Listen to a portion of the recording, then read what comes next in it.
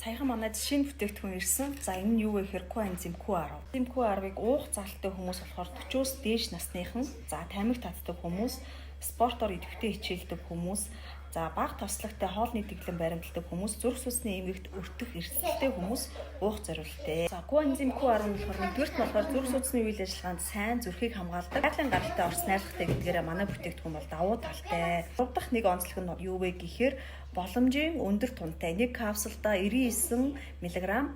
За коэнзим Q10 дутагдахад тухайн хүнд ямар шинж тэмдэг илэрдэг вэ гэхээр нэгдүгürt нь амархан сүлдэж ядрах, архаг ядаргааны шинж тэмдэг илэрнэ, булчингийн сулрал ба өвдөлт мэдрэгдэнэ, зүрхний асуудлууд, за Альцгеймерийн өвчин гэдэг шүү дээ, тий. Альцгеймерийн өвчний шинж тэмдгүүд илэрнэ, митохондрийн үйл ажиллагааны хямрал үүснэ, ажиллах чадвар буурж өгдөг. Тэгээ миний хувьд бол эрүүл мэндийн компанид ажилладаг учраас одоо хамгийн сайн чанартай гэсэн болгоныг өөртөө хэрэглэх дуртай учраас яг өнөөдрөөс бол коэнзим Q10 ууж эхэлсэн байгаа.